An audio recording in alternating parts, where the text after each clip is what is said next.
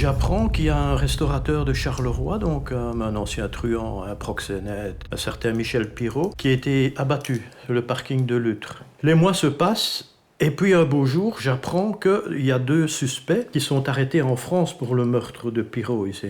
Je prends contact avec la gendarmerie de Charleville, et là on me confirme effectivement qu'il y a un certain Slimane et Verdun, Patrick Verdun, qui ont été arrêtés pour suspicion de meurtre en Belgique. Je vais à la gendarmerie de Charleville les rencontrer, et alors à un moment donné, je demande « Tiens, vous avez des dossiers sur ces gens-là ?» Et on descend dans les caves, où ils extraient le dossier de Slimane, et là, en première page, qu'est-ce que je vois? L'avis de recherche belge sur l'attaque de l'armurerie de Caisse à Wavre, avec le portrait robot. En première page du dossier de Slimane ici. Quand je vois le portrait robot et les photos de Slimane à l'époque, c'est presque un copier-coller. Alors je leur demande, mais qu'est-ce que ça fait dans le dossier en France, l'avis de recherche belge? C'est que quelqu'un a fait un rapprochement un jour.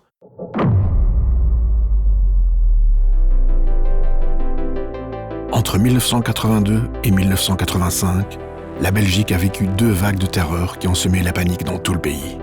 Et en particulier, dans la région dans laquelle j'ai grandi, le Brabant wallon. L'angoisse en Belgique après la nouvelle action sauvage d'une bande de gangsters fous. Ce ne sont pas des gens qui viennent pour voler, je crois. C'est plutôt pour créer une panique ici en Belgique. Abattent un policier et blessent Malgré les nombreuses attaques qui ont coûté la vie à au moins 28 personnes, les auteurs de ces crimes n'ont jamais été arrêtés. Aujourd'hui, cela fait donc 40 ans que l'enquête piétine, laissant les victimes et leurs familles dans l'incapacité de faire le deuil de ces multiples tragédies. Dans les 2 derniers épisodes, nous avons analysé la piste des anciens gendarmes. 2 ex-gendarmes auraient monté une agence de détectives pour dissimuler des braquages et le recrutement de tueurs à gages. En 1985, ils se seraient lancés dans un grand projet de racket, attaquant les Deleuze, jusqu'à ce qu'une rançon soit payée. Nous allons maintenant nous intéresser à une nouvelle piste, la piste française. Quand j'ai commencé ce projet, je pensais que je connaissais l'histoire des tueurs du Brabant. Mais ce que j'ai découvert m'a profondément choqué. La RTBF présente Les tueurs du Brabant.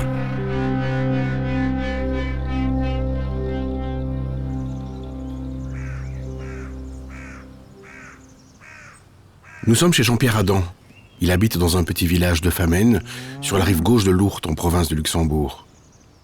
Il nous accueille dans sa propriété. L'endroit est paisible et agréable. Des fenêtres de son salon, nous avons vu sur de grandes prairies en pente où paissent des animaux. J'ai 5 ânes, un cheval et 2 vaches écossaises là-bas. Tu vois? Jean-Pierre Adam est un ancien gendarme. Il y a 6 hectares là autour. Il a décidé de prendre sa retraite il y a maintenant 10 ans, après plus de 40 années de service. Bon, en fait, j'ai 40 ans de service, en partie gendarmerie. J'ai une formation de 3 ans à Bruxelles. Et puis ensuite, avec la réforme des polices, je suis passé à la police judiciaire. Je suis intimement convaincu, avec tout ce que j'ai accumulé comme preuve ici, que cette piste-là, c'est la bonne. Jean-Pierre Adam est intimement convaincu de détenir la vérité sur l'identité des tueurs du Brabant. Depuis plusieurs années, il continue d'enquêter. En 1997, il travaille sur une autre affaire judiciaire, l'affaire du Trou. Ses recherches l'amènent sur la piste d'un meurtre, celui de Michel Pirot. Ce restaurateur a été assassiné à Lutre, un village tout près de Charleroi. Après quelques mois d'enquête, la police française le contacte pour lui annoncer qu'elle a trouvé un potentiel coupable, un certain Thierry Slimane. Jean-Pierre Adam décide d'aller consulter le dossier judiciaire de ce suspect à Charleville-Mézières, dans le nord de la France. Et là, surprise. À la première page, il découvre l'avis de recherche de l'attaque de Decazes. Souvenez-vous, cette attaque avait eu lieu en septembre 1982 à Wavre. Un armurier avait été braqué et un policier, Claude Olotte, tué. Donc je vais passer un après-midi avec un collègue, c'est assez fastidieux parce qu'elles sont classées par ordre alphabétique, par année. Et alors là, je retrouve des PV super intéressants. En fait, il faut savoir que 8 jours après l'attaque de chez Decazes, 8 jours après, quelqu'un se présente à la gendarmerie de Hastières et là, il va dénoncer la bande. Sur procès-verbal, mais sous l'anonymat. Ils font un procès-verbal. Les gendarmes d'Hastières retournent à Charleville chercher les photos de ces gens-là. Ils vont ensuite à Wavre, présenter chez Decaise. Et là, il y a 3 ou 4 témoins qui reconnaissent. Oui, ça ressemble très fort, oui. Après les dénonciations anonymes, la police décide de présenter aux témoins des photos de Thierry Slimane. Des témoins reconnaissent bien les auteurs sur ces images. Oui, c'est vrai, il y a une forte ressemblance. Donc en fait, on m'a toujours appris ça, et c'est pas moi qui le dis. Quand une enquête judiciaire piétine, comme c'est le cas ici, c'est flagrant cette enquête-ci, ça fait 40 ans qu'ils enquêtent. Quand une enquête judiciaire piétine, qu'est-ce qu'il faut toujours faire? C'est revenir tout au début. Et là, reprendre les premiers éléments de cette enquête-là. Et c'est le cas flagrant ici. Donc, si on avait repris le tout premier élément, qu'est-ce que c'était? C'était la dénonciation, 8 jours après Decaise. On vient dénoncer à la Belgique. Ça, c'est la toute première piste qu'on devait exploiter et qui n'a pas été exploitée. Tous les flics vous le diront, que bien souvent, les premières informations sont les meilleures. Et alors, on s'entête parfois sur d'autres pistes, on s'entête, et on oublie la toute première qui est là et qui dort. C'est le cas ici. Revenir au début et s'interroger sur ce Thierry Slimane. Pour Jean-Pierre Adam, il est coupable. Et il ne serait pas le seul. Son frère, Xavier, serait lui aussi impliqué dans les tueries. Mais qui sont ces frères Slimane? Voici une archive de la voix de Thierry Slimane. Aucune. Quelques broutilles de jeunes, quoi. La nuit dans les cafés, à un certain âge, quoi. Thierry Slimane, né le 24 octobre 1956. Il grandit dans le nord de la France, tout près de la frontière belge, à Charleville-Mézières. Slimane est très proche de ses parents. Sa mère est française et son père marocain. Dès l'adolescence, il traîne dans le petit banditisme et se découvre un vrai amour pour les armes. Et voilà ce que le psychologue dit à un certain moment, ce qu'il écrit. Dès 17 ans, en parlant de Thierry, il est incarcéré et condamné pour des vols qualifiés. Il a commis plusieurs attaques de banque avec armes. Il choisit les informations qu'il veut bien donner à l'expert. À ce sujet, il met en place un réel discours d'innocence. Soit il nie les faits avec une froideur et une organisation défensive professionnelle qui représente en soi une dangerosité criminelle. Voilà, c'est pas moi qui ai écrit ça, donc c'est un psychologue. C'est assez déterminant pour montrer la personnalité du gaillard. À 17 ans seulement, il fait un premier séjour en prison. Le premier d'une longue série tout au long de sa vie. D'après son bilan psychiatrique, Thierry Slimane est calculateur et manipulateur. Il représente une vraie dangerosité criminelle. Avec le temps, ce petit bandit va devenir un réel truand et il se murmure même qu'il serait devenu tueur à gages. On disait de lui que, comme tueur à gages, qu'il n'était pas spécialement cher. C'est ce qu'il se disait. Mais il suffisait de lui demander s'il y avait l'argent. Voilà. Vous venez d'entendre une archive d'un reportage de la RTBF réalisé en 2020 par Axel Van Wouwenberg avec la journaliste Martine Ernst. Dans cet extrait, un journaliste raconte que Thierry Slimane était connu pour être violent et qu'en contrepartie d'argent, il n'hésitait pas à tuer. Thierry Slimane a aussi un grand frère, Xavier, son aîné de 4 ans. C'est également un grand passionné d'armes et un amateur de chasse. Il passe des week-ends entiers à visiter des bourses militaires en France, mais aussi en Belgique. Il a un goût prononcé pour les emblèmes nazis. Il collectionne les insignes, les drapeaux et autres objets divers en lien avec le Troisième Reich. Son casier judiciaire est plus léger que celui de son frère, mais il a tout de même participé à de nombreux braquages et vols à main armée. Vous écoutez Les Tueurs du Brabant, un podcast de la RTBF. Xavier, qu'est-ce qu'on peut en dire? C'est qu'on croyait que c'était un type taiseux, qui était très calme et compagnie, mais on a appris, de par sa compagne de l'époque, ce n'était pas du tout le personnage qu'on croyait qu'il était. C'est un gars extrêmement violent, qui a frappé sur sa compagne de l'époque.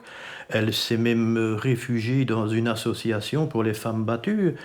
Il la menaçait même de la tuer. Un jour, il était en train de recharger son arme et il lui a dit « Tu vois cette balle-là, ce sera pour toi. » Donc c'est quand même grave. Xavier et Thierry Slimane sont des personnages violents, qui aiment les armes et traînent dans les affaires louches. Aujourd'hui, tous les deux sont morts et laissent derrière eux des casiers judiciaires bien remplis. Mais Jean-Pierre Adam a la conviction qu'il y manque un gros chef d'inculpation, celui des tueries du Brabant. Pour lui, les frères Slimane ne sont autres que le cerveau de ces attaques. Moi, je suis pratiquement certain que ce sont les deux frères Slimane, mais de plus en plus, je suis convaincu qu'ils ont pris des complices et pas toujours les mêmes. Parce qu'il y a des descriptions qui sont parfois très différentes. Donc, on parle d'un gars qui est très baraqué, pas très grand, qui fait du bodybuilding. Pour moi, ça, c'est... Donc, quand on voit les photos de ce gars-là de l'époque, il faisait du bodybuilding, il faisait même de la compétition. Alors, il y a bien entendu des autres complices. Moi, je suis intimement convaincu que les Slimane sont eux les cerveaux. Le Thierry Slimane, c'est réellement un fou, Thierry Slimane, à l'époque. Jean-Pierre Adam pense que les frères Slimane, entourés de leurs complices, ont orchestré et organisé les attaques.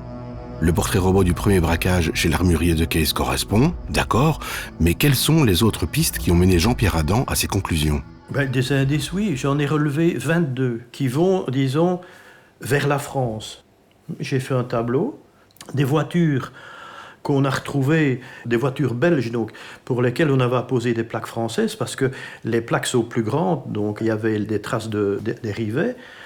D'après l'expert en balistique, il y a des munitions utilisées en Belgique par les auteurs, munitions qui n'étaient en vente qu'en France, pas même en vente en Belgique.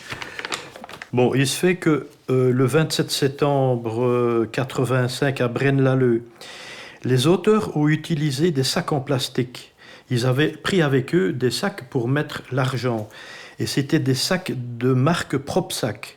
Cette marque-là n'était jamais utilisée à l'époque en Belgique, mais bien en France. Détail de nouveau. À Wavre, alors, de Cayce, le 30 septembre 82. Bon, il y a le portrait robot, bien entendu, qui correspond. Et puis, il y en a un qui faisait le guet. Et en sortant de la voiture, il a laissé tomber un couteau de marque Corsa Vendetta. Ce type de couteau-là était fabriqué en France et vendu en France. En Belgique, il n'y avait qu'un seul magasin qui vendait ce type de couteau-là. Bon, il se fait qu'à Nivelles, ils abandonnent tout sur place. Ils abandonnent le chalumeau. Il y a eu un vol d'un chalumeau de marque Oxypac et de bonbonnes Oxypac dans une droguerie à Charleville. Or, ici, le chalumeau qu'on a retrouvé à Nivelles sont de marque Oxypac. Et si les auteurs étaient français ? C'est vrai que la première attaque a eu lieu à Maubeuge, dans le nord de la France. La route nationale 5 relie directement Charleville-Mézières à la région du Brabant. Et si on y regarde de plus près, beaucoup d'attaques des tueurs du Brabant ont eu lieu le long de cet axe routier. Les frères Slimane ont le profil. Ils habitent à la frontière et connaissent très bien la Belgique. À force de commettre des braquages en France, peut-être ont-ils voulu changer de terrain. Thierry est incarcéré peu de temps après l'attaque d'Anderlu, la dernière de la première vague. Après ce double meurtre, les tueries du Brabant vont s'arrêter pendant près de 2 ans. Entre les deux, il est incarcéré. Et puis, lorsqu'il est libéré, donc quelques mois après, il commet quelques faits en France, grivellerie. Et puis, ça recommence en Belgique, là, à Braine-l'Alleud, 27 septembre 85. Et puis, il y a Overijse, et puis il y a Alost. Et puis après, directement après les faits d'Alost, il y a toute la série ici, c'est écroué, libéré, écroué, libéré, écroué, libéré. Donc là, il ne faut pas se poser de questions, pourquoi ça s'est arrêté en Belgique ? Parce que c'est continuel, là. Il est écroué 1 mois, on le libère, puis on le réarrête continuellement. Les tueries du Brabant se seraient-elles arrêtées car l'un des commanditaires était emprisonné ? Après novembre 1985 et le hold-up du Delhaize d'Alost, Thierry Slimane fera de nombreux allers-retours en prison. Il aurait été difficile pour lui, à ce moment-là, d'organiser de nouvelles attaques. Coïncidence ? Les tueries du Brabant s'arrêtent après le carnage du Delhaize d'Alost. Et alors, il y a Alost, le 9 novembre 85, il y a le fameux portrait robot qui est établi, qui pour moi, vous l'avez vu, c'est tout à fait Thierry, ça. Jean-Pierre Adam nous montre l'un des portraits robots établis après l'attaque d'Alost. Il nous tend également une photo de Thierry Slimane. La ressemblance est frappante. Et puis alors, il y a le véhicule relais, la Mercedes foncée plaque jaune. Lors de l'attaque du Delhaize d'Alost, la police a pu déterminer la présence d'une voiture relais, un véhicule de secours utilisé en cas de problème. C'est une Mercedes foncée munie de plaques françaises. Détail troublant, Xavier Slimane était propriétaire à cette période d'une voiture identique. J'ai rencontré à 2 occasions un ancien avocat du barreau de Charleville, maître Pierroux. On m'avait invité à le rencontrer parce qu'il avait bien connu Thierry Slimane à l'époque. Et lors de ma première rencontre à Sedan, Pierroux ici me raconte qu'un beau jour, alors qu'il était dans un bar à Mohon, bar fréquenté par Thierry Slimane et par Mandeli, Thierry Slimane apostrophe l'avocat qui était porteur d'un imperméable à Burberry. Donc Burberry, c'est un imperméable très cher, de classe. Et alors, il lui demande des renseignements sur la marque et compagnie, et l'avocat lui explique ce que c'est comme imperméable. Et il se fait que, quelques temps après, voilà Thierry qui s'amène avec un Burberry, bien à sa taille. Et alors, il a été étonné, il s'est acheté certainement le Burberry en question. Mais à l'auberge à Beersel, l'auberge du château, on aurait volé un Burberry qui appartenait à José van den Eynde, de petite taille justement. Selon Jean-Pierre Adam, on aurait volé un manteau de marque Burberry à l'auberge du Chevalier lors du meurtre sanglant du concierge José van den Eynde. Serait-il possible que ce soit le même Burberry que Slimane a soudainement commencé à porter à cette époque ? Il faut savoir que à l'auberge des Trois Canards à Ohain, on a retrouvé un imperméable Burberry abandonné, très probablement par un des auteurs. Un manteau semblable de la même marque a été retrouvé lors de l'attaque de l'auberge des Trois Canards. Slimane l'y aurait-il oublié ? Nous n'avons pas encore parlé de cette attaque, mais il nous paraît important de revenir sur cet événement. L'auberge des Trois Canards se trouve dans le bas de la localité d'Ohain, dans le Brabant wallon. Nous sommes le 2 octobre 1983, un peu plus de 2 semaines après l'attaque du Colreuil de Nivelles, qui avait coûté la vie aux gendarmes morus et au couple d'automobilistes Fourré de Witt. L'auberge est tenue par un couple, Jacques Van Camp et son épouse. Il est 1h du matin. Les clients sont déjà repartis et les employés s'occupent de fermer. 2 hommes surgissent. Ils sont armés et portent des masques de carnaval. Ils tirent dans le vide et obligent les employés à s'allonger au sol. Ils forcent le patron Jacques Van Camp à les suivre à l'extérieur. Sur le parking, la Golf GTI de sa fille est garée. Nous ignorons les détails précis du déroulement des événements, mais ce qui est sûr, c'est que des témoins ont entendu un coup de feu, puis, juste après, le moteur d'une voiture qui démarre.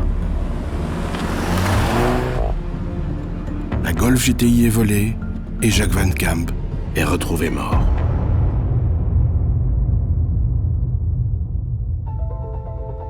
Les truands se sont enfouis sans emporter la recette du restaurant. Cela suscite une nouvelle fois les mêmes interrogations. Sont-ils venus juste voler une voiture ? S'agissait-il d'un règlement de compte ? La police enquête et piétine à nouveau. Seuls indices, l'expertise balistique, mais aussi ce mystérieux manteau Burberry taille 52, oublié par les tueurs. Jean-Pierre Adam pense que le manteau de Thierry Slimane pourrait être celui oublié sur la scène de crime. En effet, la marque, le modèle et la taille correspondent. Il semble plutôt certain de sa théorie sur la piste française, mais nous n'allons pas en rester là. Nous avons retrouvé une personne qui a côtoyé de très près les frères Slimane. Donc avec Thierry, c'est 3 affaires de droit commun. Une affaire de racket, c'est une affaire de proxénétisme et c'est une affaire aussi d'escroquerie à la carte bancaire. Vous écoutez Les Tueurs du Brabant, un podcast de la RTBF. Patrick Verdun a très bien connu Thierry Slimane. Ils ont été complices. Au début sur des petits délits, ensuite sur des affaires criminelles graves. Ils ont fait de la détention préventive pour des faits qu'il nous explique. Avec Thierry, c'est 3 affaires criminelles. C'est la première en 1987, avec une tentative d'assassinat sur la personne de François Renoir, patron du Baby Bar, un bar à filles ici à Charleville, où on obtient aussi un non-lieu sur cette affaire. La deuxième affaire criminelle arrive en 1989. Nous sommes accusés d'avoir tué Patrick Lacaze. On a retrouvé son corps à Vitaquer, à côté d'un lac à une vingtaine de kilomètres d'ici, où là aussi, cette affaire a terminé par un non-lieu. Et nous sommes arrêtés en 1997 et on nous reproche d'être les auteurs de l'assassinat de Michel Pirot, un restaurateur belge qui habite à Naline, dans la région de Charleroi. Souvenez-vous, c'est le meurtre de ce restaurateur qui avait amené Jean-Pierre Adam sur la piste des frères Slimane. Là, on effectue 4 ans d'emprisonnement, 4 ans d'instruction.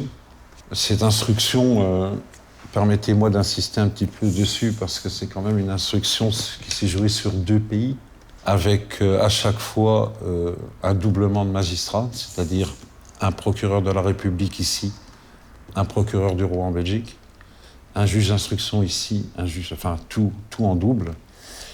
Et tout ça pour finir finalement par un acquittement.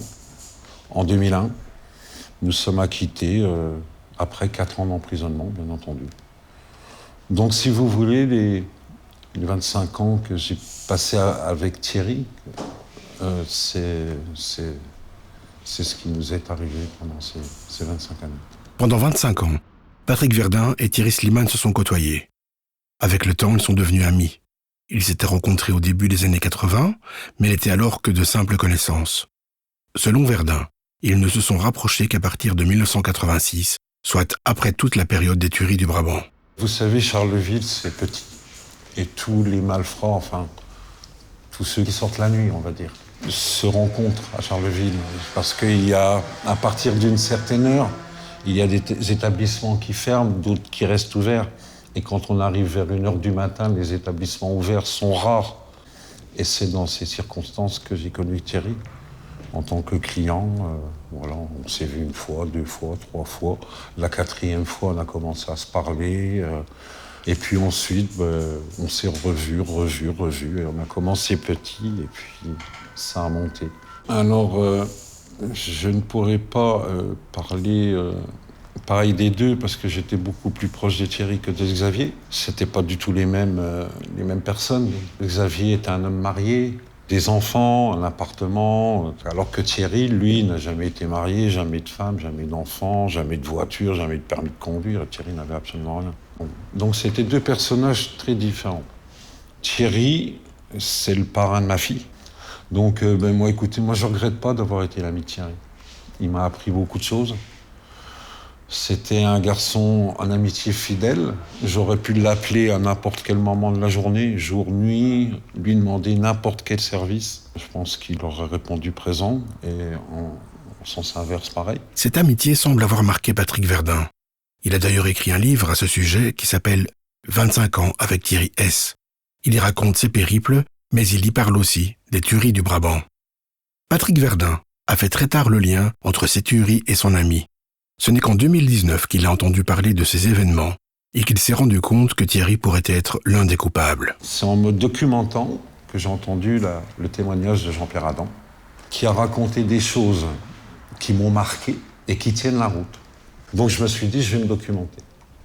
Et en me documentant, j'ai compris qu'effectivement, Thierry était le tueur. Pour Patrick Verdun, Thierry Slimane est bien l'un des tueurs fous du Brabant. Nous lui avons demandé s'il pensait que son ami pouvait être capable d'avoir participé à toutes ces attaques, s'il était capable d'avoir braqué des supermarchés, d'assassiner des clients et de tuer les enfants. Quand on a été mis en examen dans 3 affaires d'assassinat avec une personne, on a accès au dossier. Et dans le dossier, on voit tous les rapports psychiatriques. Je peux vous affirmer que Thierry en était capable. J'ai été son ami et son confident. Pendant 25 ans, avec tout ce qu'on a partagé ensemble, il m'a laissé des petits messages, mon ami, qui à l'époque ne valaient rien pour moi, parce que l'affaire du Brabant, je ne la connaissais pas. Mais lorsque je me suis documenté dans l'affaire du Brabant, je me suis rendu compte que tous les petits détails que Thierry m'avait donnés étaient dans l'affaire du Brabant. Il était calculateur, et ça, tous les tribunaux vous le diront. Tous les juges qui l'ont jugé, tous les juges d'instruction qui l'ont instruit, vous diront que c'était un calculateur. Moi, j'ai vu sa fiche, j'ai vu son profil, et le mot calculateur remonte souvent.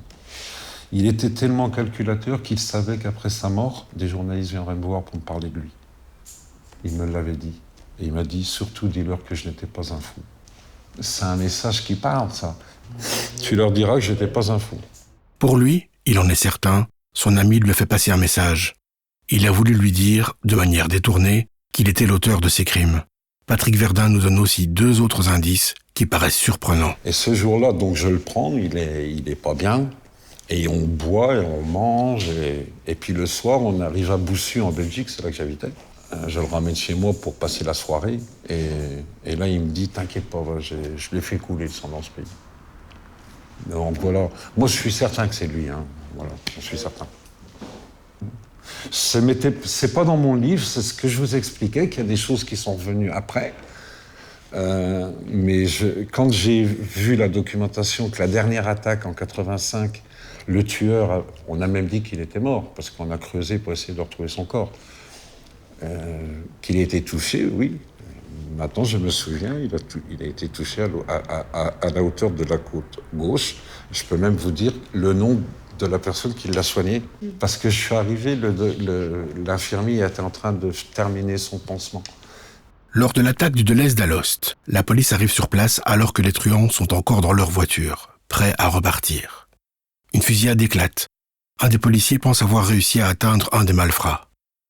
Pour Thierry Verdun, les périodes correspondent, et il est possible que son ami ait été blessé par balle par la police. Et le deuxième élément, il est dans l'émission Investigation, à la fin. Le témoignage de la dame qui est la seule à avoir vu le visage du tueur et la seule à avoir entendu sa voix. Qu'est-ce qu'elle dit, cette dame ? Quand Martin Ernst lui présente la vidéo, on voit bien qu'elle est troublée, cette femme. Et elle précise qu'elle a toujours dit que le tueur avait l'accent français, mais qu'on ne lui a jamais prêté l'intention. On lui a fait écouter des voix, mais jamais une voix avec un accent français. Et quand elle a entendu la voix de Thierry, elle a été choquée. Donc ça, c'est un élément qui est très intéressant aussi. Il fait référence ici au témoignage du reportage Investigation de la RTBF. Martin Ernst et son équipe sont allés interroger une témoin importante. Le 14 février 1983, cette dame se fait voler sa voiture, une Volkswagen Golf. Cette même voiture sera utilisée lors d'attaques des tueurs du Brabant. Elle est l'une des rares personnes à avoir vu de si près un des tueurs. En effet, alors qu'elle était au volant de sa voiture, un homme surgit et la menace avec son revolver. Elle est contrainte d'abandonner son véhicule. Martin Ernst est allé à la rencontre de cette femme pour lui montrer une photo et une vidéo de Thierry Slimane. Voici une archive de sa réaction. Il parlait très bien. Je trouve qu'il parlait d'une façon déterminée et je trouvais qu'il avait un accent français. J'ai été très souvent appelée à regarder des photos. J'ai même été en prison pour essayer de reconnaître des voix de 5-6 personnes, mais je n'ai jamais reconnu la voix que j'avais écoutée. C'est le moment tant attendu. On lui présente la photo de notre suspect, Thierry S. Oui, voilà, c'est le type de visage. Donc oui, mais ce qui est bizarre, c'est que la gendarmerie m'a montré beaucoup de visages, beaucoup de profils, et je n'ai jamais été attirée par ces visages-là. C'est la première fois que vous voyez un portrait aussi ressemblant? Tout à fait, oui. Oui. C'est très impressionnant. Est-ce que je peux vous faire entendre sa voix aussi? Nous avions enregistré une interview qui date de 2001. 2001? Oui.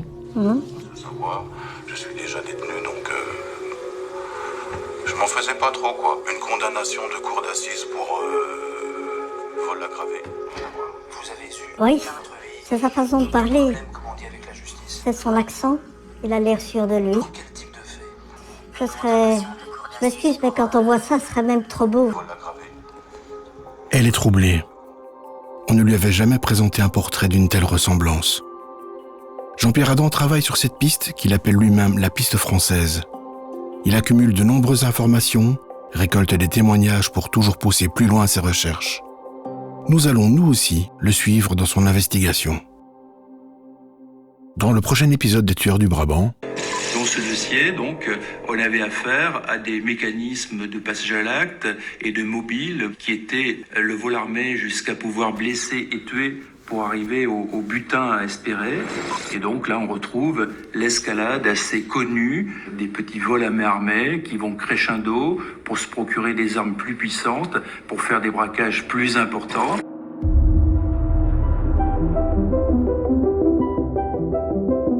Les Tueurs du Brabant, un podcast de la RTBF.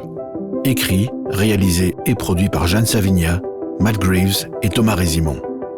Avec la voix de Serge Ologne. Attention, les personnes évoquées comme suspects dans ce podcast n'ont à ce jour jamais été inculpées pour des faits liés aux tueries. Elles sont donc présumées innocentes. L'enquête se poursuit de manière secrète. Les autorités ne communiquent pas d'informations sur les pistes qui restent actuellement suivies.